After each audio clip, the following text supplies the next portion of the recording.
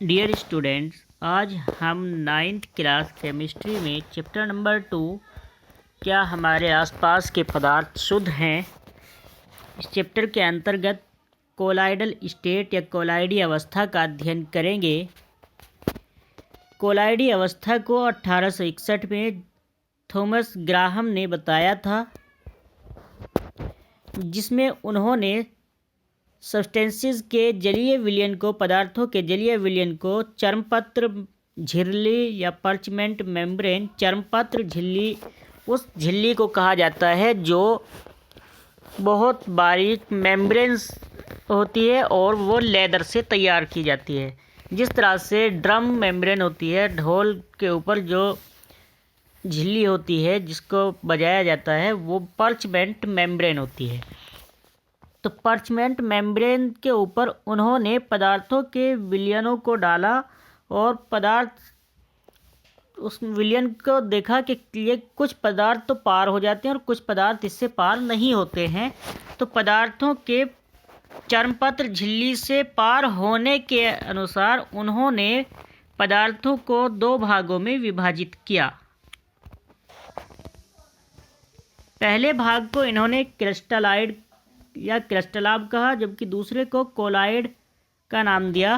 क्रिस्टलाइड वे पदार्थ होते हैं जो पर्चमेंट मेम्ब्रेन से जलीय विलयन जिनका आसानी से पार हो जाता है, अर्थात जिन पदार्थों का विलयन बना करके जब उस विलयन को पर्चमेंट मेम्ब्रेन से पार करने पर संपूर्ण विलयन अर्थात विलेय और विलायक दोनों ही पर्चमेंट मेम्ब्रेन से पार हो जाते हैं, तो ऐसे पदार्थों को क्रिस्टलाब या क्रिस्टलाइड कहा जाता है। जैसे चीनी, नमक, यूरिया आदि, अगर इनको पानी में घोलकर हम पर्चमेंट मेम्ब्रेन के ऊपर रखें तो ये उससे छन सकती है, पार किए जा सकते हैं।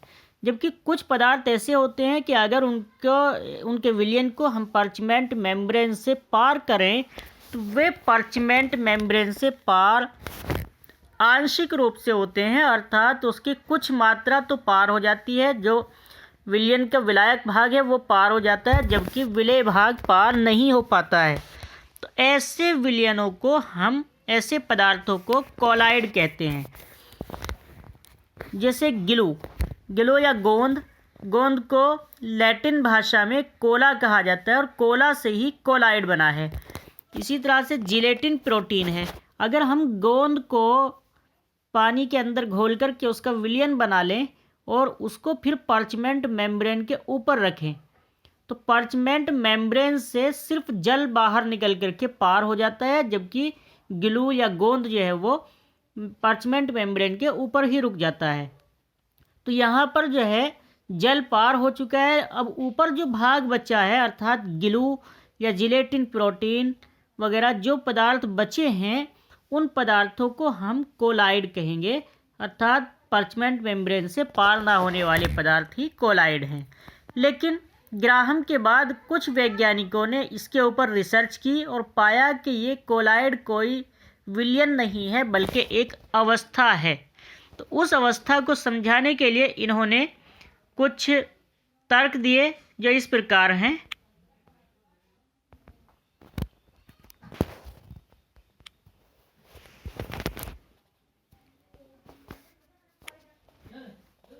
में बताया गया कि कोलाइड और क्रिस्टलाइड में कोई अंतर नहीं है, ये एक दूसरे में परिवर्तित किए जा सकते हैं। जैसे नमक जल में घोलने पर क्रिस्टलाइड है, जबकि बेंजीन में घोलने पर यह कोलाइड की तरह व्यवहार करता है। अगर नमक को पानी के अंदर घोला जाए तो वह क्रिस्टलाइड की तरह से कार्य करेगा, अर्थात इसका संपूर्ण विलयन पर्चमेंट मेम्ब्रेन से पार हो जाता है। लेकिन जब सोडियम क्लोराइड को बेंजीन के अंदर घोला जाता है तो यह बेंजीन में कोलाइड की तरह से कार्य करता है, अर्थात कोलाइड में बेंजीन के अंदर घुला हुआ नमक पर्चमेंट मेम्ब्रेन के ऊपर रुक जाता है, जबकि बेंजीन पार हो जाती है। तो इसी तरह से सल्फर को अगर अल्कोहल के अंदर घोला जाए तो वो क्रिस्टलाइड की तरह से पार हो जाता है। सल्फर का अल्कोहलिक विलयन जो होगा वो पार हो जाता है, जबकि जलीय विलयन एक्वस सॉल्यूशन कोलाइड की तरह से कार्य करेगा, पार्चमेंट मेम्ब्रेन से पार नहीं हो पाएगा। इस तरह से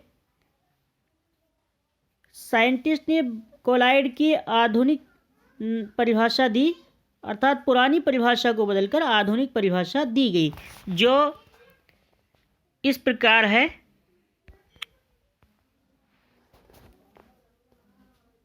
जब किसी पदार्थ के कणों का आकार 10⁻⁻4 से 10⁻⁻7 सेंटीमीटर की रेंज में पाया जाता है, अर्थात मिनिमम 10⁻⁻7 सेंटीमीटर हो और मैक्सिमम 10⁻⁻4 सेंटीमीटर हो, अगर इसके बीच में है तो उस पदार्थ को हम